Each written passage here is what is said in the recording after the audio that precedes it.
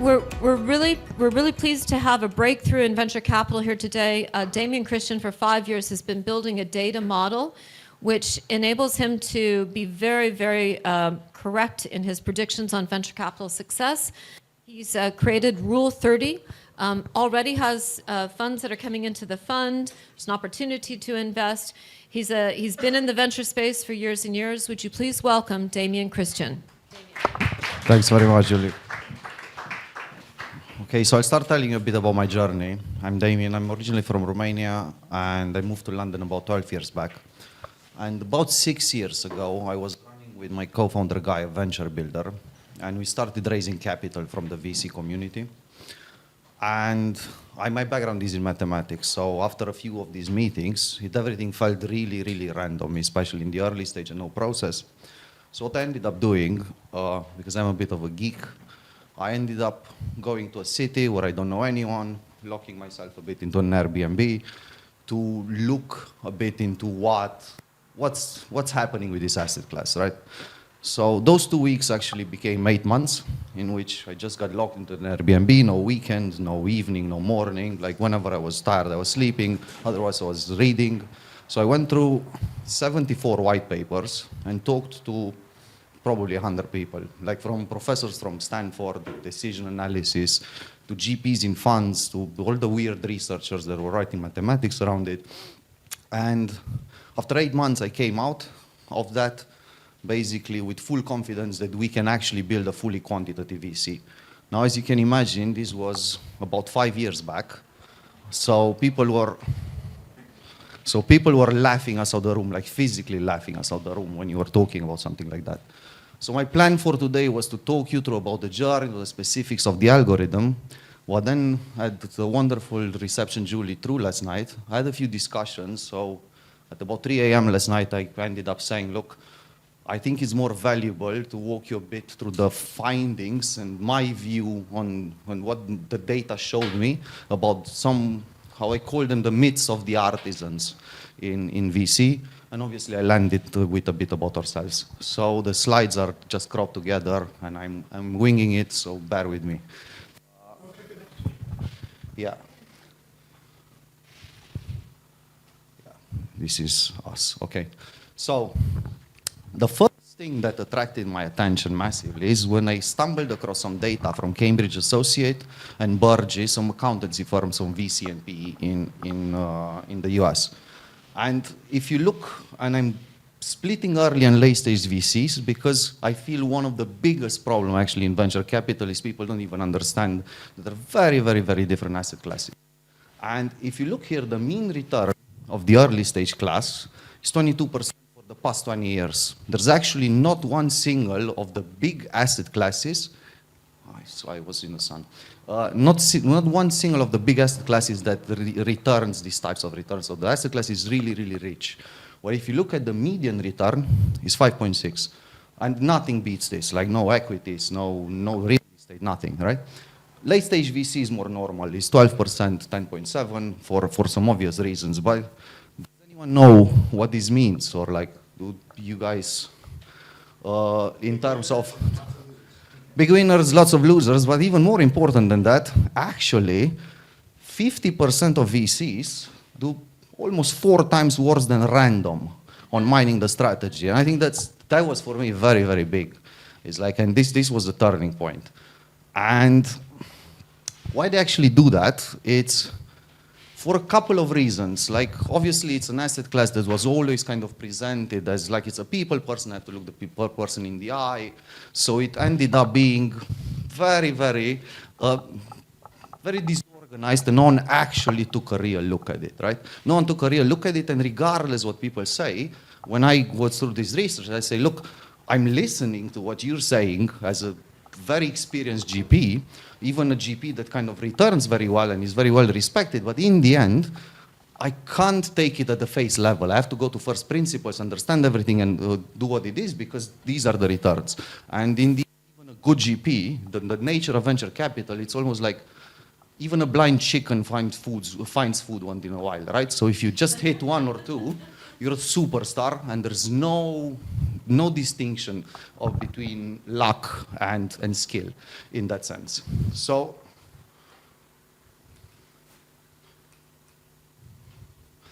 okay, so before we go into picking and so on, I think the huge problem is in portfolio construction, not really understanding the asset class.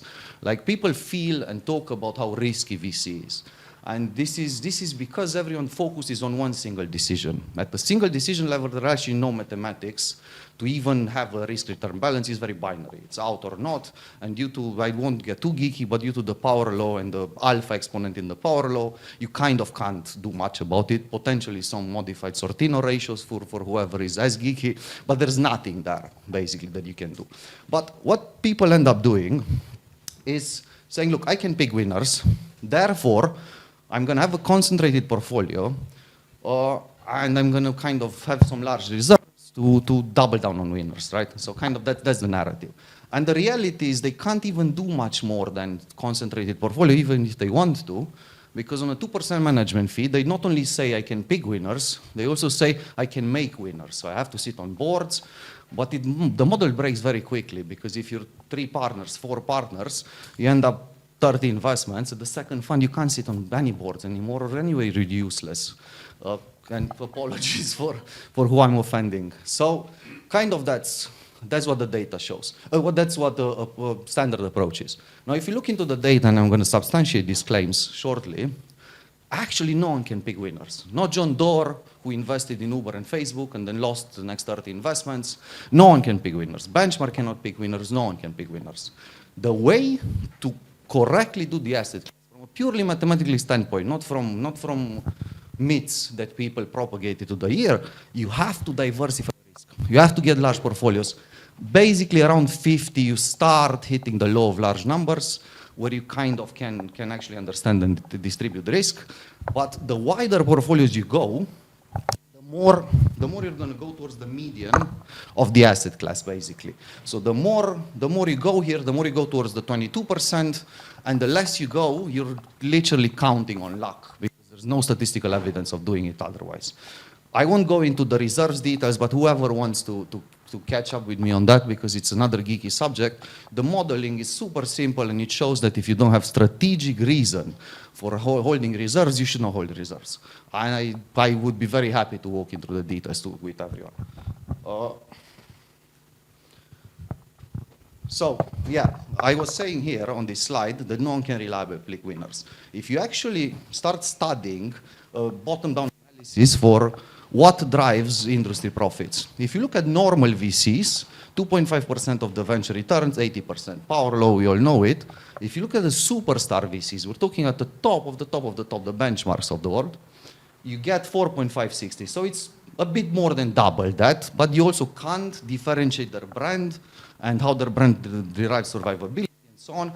But these numbers this is not picking winners in no way, shape, or form. So, and here is a chart, and it's actually not my chart, it's from a professor from Stanford, actually, who runs a fund as well, Ulu Ventures, that shows this is the hypothetical. The superstar VC doesn't exist, or this is purely hypothetical, but in reality, the probability of hitting a fund returner increases with numbers, and it's just a numbers game in that end. So you see, even for a superstar VC, if you go at 20, you have 60% chance and so on. But even worse, if you go over 3 funds, you start to drop drastically for the absolute superstar VC to even hit that unicorn, right? So for the normal one, you end up getting less than 1% of the VCs are able to sustain that. That tells me it's all luck. It's literally all luck and a lot of post-rationalization. And then going back to this, it's again the problem of the strategy, because if you end up doing 100 investments, or as YC does now, because they're the best index around probably, they do 2,000 a year or how many they do, they capture the asset class extremely well, but you can't support anymore. All these narratives where I say I sit on boards, I create winners, you kind of have to choose. Do I go on luck? It's a proper VC risk profile. Do you systematize the asset class that's richer than any other one around and go here, but then you can't come and say you support. You literally can't.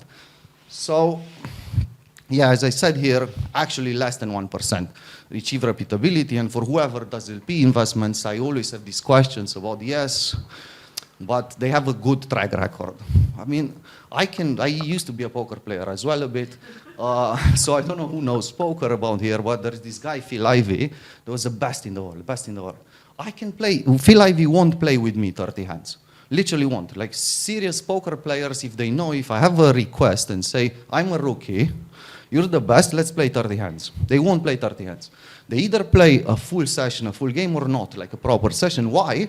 Because they understand extremely well that it just doesn't matter. I can beat Ivy on 30 hands. Like the chance is probably 65-45 for him. On 1,000 hands, it's 0 chance for me, or like 1% potentially, right?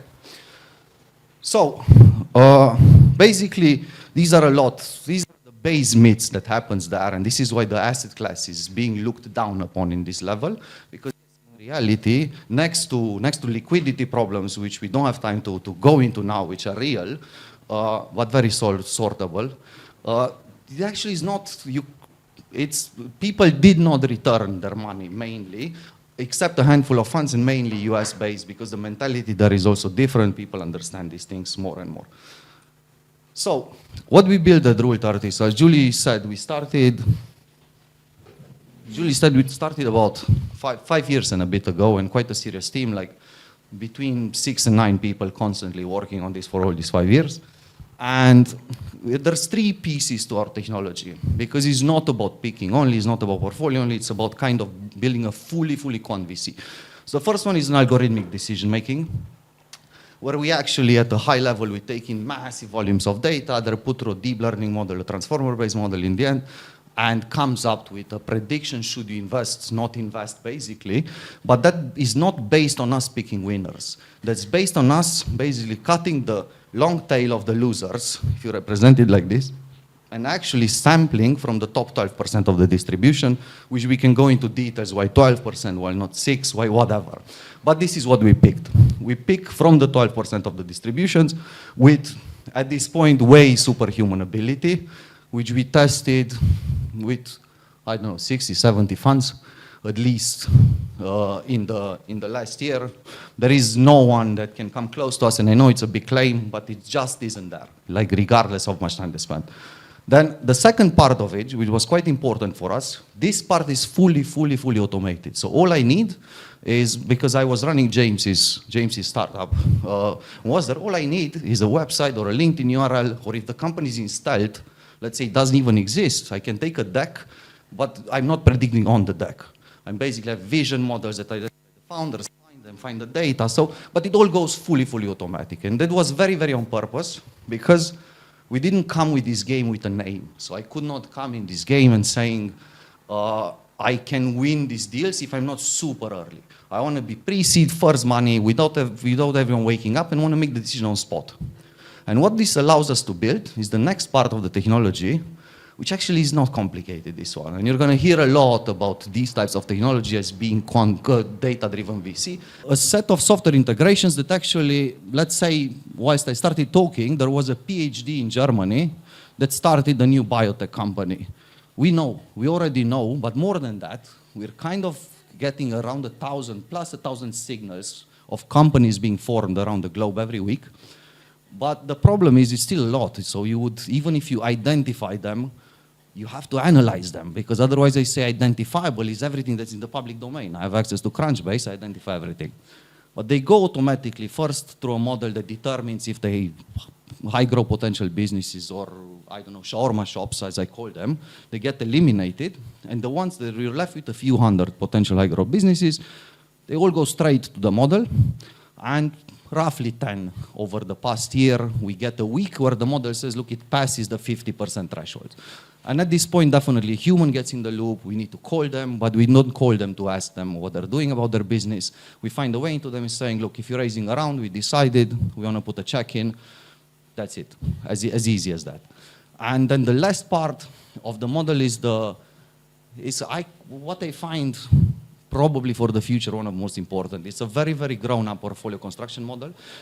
And here is played a bit dumb, but the idea was, can we figure out not only in how many startups we should invest in, but even have the adaptability at the portfolio level, and to understand asset correlation at the portfolio level to make sure we're balancing the returns as good as possible, and also to adapt the check sizes. And that comes from poker. A good poker player mainly wins more with their aces than you win with your aces, and loses less with their king tens, which is the hardest hand to play, than a normal player loses with that. You lose a lot more there, right? So it's a full circle portfolio construction model, and the view, and we did not optimize for getting a 20x at all. Like, the view was like this: can we have a 95% statistical confidence that we're going to deliver in the worst case scenario 3x? Because that's the kind of the holy grail of the model. So look, can we do that statistically? At this point, we're at 3.4x, expecting 6.8. We're improving and improving every day. But these are the pieces of technology. And I won't go more into detail about us too much, but you can find me and ask more. I can talk about it a few days, actually. But I have two things, basically. Normally, I get challenged on two things. I get asked a question and challenged on a thing. The first thing I get challenged is this statement where it says, but there is no data in pre-seed. How can you predict if there is no data in pre-seed? Up until last night, my response was, look, actually, you guys, like, let's say you're a public market investor, you buy Walmart stocks, and you look at their balance sheet, and I'm looking at satellite images, but it's not even necessarily about that. There is no data, you're right, there is no data that the human brain has capacity to process at the pre-seed data. But I'll give you one single example, and I can give you many more. It's part of the secret sauce, and what I was mentioning to you, James. One piece of data, let's say, and Guillermo talked earlier about like space and about like really deep tech businesses, and one part you had something about new materials being discovered. Let's say I'm a human VC, and two people come to me, one from Stanford, one from Cambridge, so the pedigree, everything, they both have blue eyes, so I like that, and all the VC spiel, and they're saying, no, I'm building this material that helps me go to space, and the other one says, no, this material I'm building that to go to space. I have to take a bet. Like, traditionally, I can call some experts, talk to them, take a long time, but I think we have evidences in history of one single expert, and even the leading expert being terribly wrong. I think even on the atomic bomb, there was a conference the night before the atomic bomb was actually a breakthrough, saying we're never going to get there by some leading experts. On our side, when we talk about data here, imagine if these people come to us, our algorithms actually look at hundreds of thousands of white papers. They have a graph database behind it that match up the actual researchers that talk and reference to these other white papers, other technologies and attribution models that we're not even interpreting statistically only. We're giving into this hyper powerful deep learning model that has the data that you don't have as a human. You simply don't, and that's one of the hundreds of these things where we understand the details of the concentrations, we understand how new markets are being formed based on some very obscure papers and stuff that you don't find in any papers. So the data is just different. Yes, we don't assess in a human way, we assess in a very, very different way with different type of data, but in the end, it's always the proof is in the pudding. And as we said, we did all the tests and happy to always even take bets on these tests with whoever thinks it can be the machine, but yeah, it's not that. And then the other question, it's basically, sorry, I lost my train of thought. The other question is basically, you see, we as humans kind of go on these cycles, and if you talk around the room, and in any room, it's not about us, in any room there's going to be a lot of consensus of what's good, actually, right? And people are going to start and pile up in those things. But if you look at the few years, the hot trends, and this is not 100% accurate, I just found it literally an hour, 2 hours ago, and took a screenshot of it, you see, it's actually, when we were talking about metaverse, Perplexity was built, so nothing to do with the metaverse. When we were talking about Anthropic was built. So what I'm trying to say here is that our capacity to actually understand the future and novelty as humans is hyper limited, and more than that, regardless what we say that we like outlier founders, in the end no one likes outliers, because it's a very borderline between being completely crazy And that's uncomfortable and actually being onto something. Like, I'm pretty sure many people think James has lost his mind about, like honestly, about building an AI doctor to kind of serve Africa. Like that sounds bonkers. And that's harder. But in these models, we actually have a way of capturing the future because it behaves like an onion, to looking, as I said in these white papers, the trends that are being shown from there, the slopes, how the money flows at specific levels from the angel investors with graph databases behind them that understands their power of actually understanding the futures by tracking GitHub portfolios of people that no one heard about. And the best example about it is, and I don't know how many of you guys are in AI, what on 12th of June 2017, there was a watershed moment for humanity. There was this paper being put out by the Google research team, by DeepMind, and it's called Attention is Everything. And this is what sits at the basis of all the AI that we've got now. They introduced transformer models, they unlocked scaling laws. So it's for me, it's at least as, I would say yes, at least as big as Einstein relativity. For the first 5 years after that paper was launched, and in Reddit groups, in the geeks community, everyone knew this is big. I must have talked to 120 VCs, European, you're right. Absolutely none of them, and I'm not saying they didn't exist, none that the one that I talked even knew about this paper. So yes, it's hard to build models at this stage because it took us actually 3 years to just build a data layer.